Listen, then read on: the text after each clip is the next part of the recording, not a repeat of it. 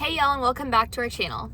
My name's Emily. If you haven't been here before, we make videos to help you recover from severe anxiety, DPDR, panic disorder, agoraphobia, all that super fun stuff. And today I want to talk about 9 things that can be keeping you in this cycle for far longer than you need to be, and some things that I personally experienced.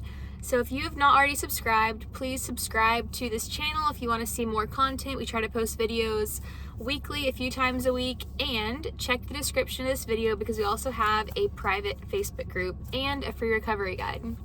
So let's break this down. I've got my notes here. The first thing that I want to talk about is researching and learning without action. So this can look like, watching videos like this, honestly, watching things like this, downloading the recovery guide and learning it, being able to pretty much recite it, right? But not actually doing any of the, exposure and response and that sort of thing that's going to actually get you out of the cycle. So if that's something that you're doing, make sure you're aware of that. And just realize it's just like exercising, right? Like I can go and I can watch a million workout videos and learn exactly what to do and know exactly what to do and plan it. But if I'm not consistent in putting it into action, I'm not going to see any results. So that's the first thing. Number 2 is trying to make a million changes at once. So that's a big one for me too. I know I would try to, it was kind of that like, I'm going to start on Monday mentality, and it's like, I'm going to change my diet and I'm going to change my sleep schedule and meditation and exercise and response and exposure and like all these billions of things at once, when in reality that's kind of like, when it's not practical, it's not going to stick from like a habit standpoint, and 2, it's just going to even stress your body out more because you're doing so many things, and in reality recovery is passive, it's not active. So it's more about kind of stepping away and giving your body a chance to do what it needs to do to recover, which is what we have in that guide. It's, the ideal response and the safe response and that sort of thing. But I would say, instead of trying to do a million things and change your entire lifestyle, uproot everything, just focus on the basics first. Focus on ideal, focus on safe, and then you can go and you can add in, okay, now I want to exercise. Now I want to maybe eat, less sugar or whatever it is. But just lay the foundation first, and everything else is simply lifestyle and can be added as you make small changes that stick. The next thing is going to be doing the same actions and expecting different results. So this can be, response. This can be like, if we're panicking over everything, we're focusing on our symptoms, but we expect everything to get better, it's not going to happen. Also, from like a lifestyle standpoint, if we are getting drunk every night, or, whatever the case might be, eating a ton of processed sugar, a ton of caffeine, energy drinks all day, every day, obviously that's not good for our bodies. Now, can you drink caffeine in moderation, for example, or have some sugar while you're going through this? Of course. But when you're doing this, again, all day, every day in excess, it's not good for you. So don't expect to feel great if you're like poisoning your body, basically. The next thing, this is a huge one. So waiting for motivation or feeling ready to recover. So I would say throw motivation out the window during recovery, because honestly, like, it doesn't exist. I did not feel motivated to do literally anything throughout all of recovery, and actually going through this and teaching myself that I don't need motivation to, put in effort and make changes is a huge, like, life skill, I guess you can call it, that I've learned moving forward. So now I don't need motivation for anything. I don't need motivation to work out. I don't need motivation to clean my house, to do literally anything, because I haven't relied on that at all through recovery. So you're not going to feel motivated. You feel terrible, right? Like if you're having panic attacks, or you're having all these physical symptoms, or you just generally feel awful like I did towards kind of the end of my recovery, you're not gonna want to put in the work to keep up your response and keep in like a decent mindset and keep doing exposures and things like that. So definitely don't worry about motivation. It doesn't exist. Forget about it. It'll come back one day, in some ways.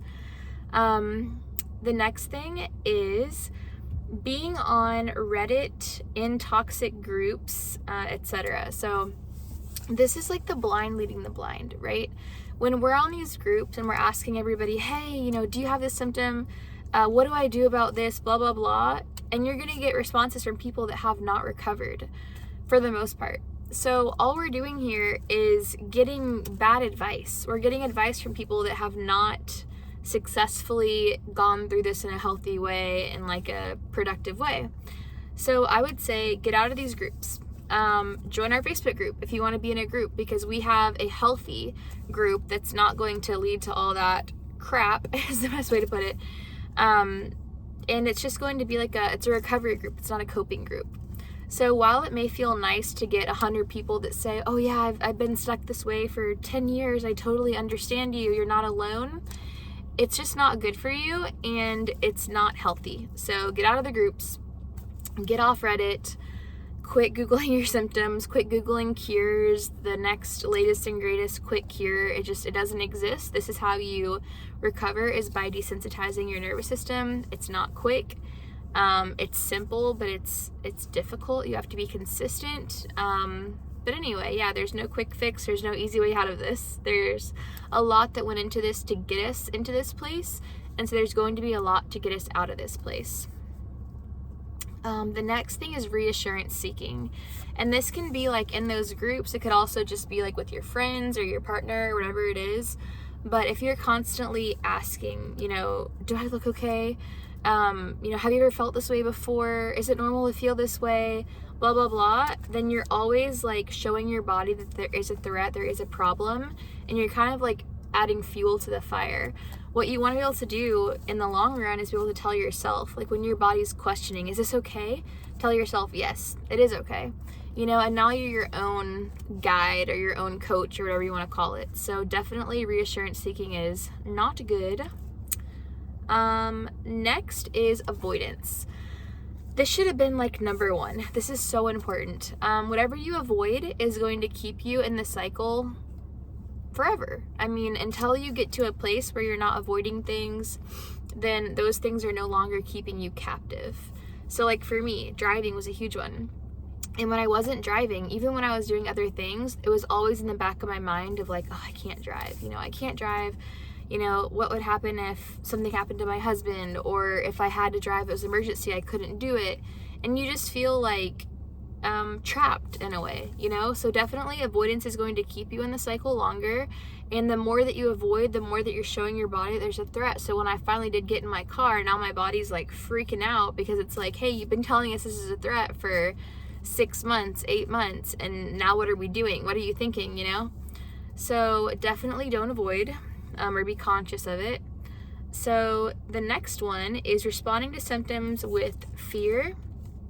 And I'm going to add some more F words in here too, because that's what my mentor taught me, is fear, focus, frustration, trying to fix the anxiety, fix the symptoms, and trying to fight it. So those are like the 5 Fs that I was taught in my mentorship when I was recovering.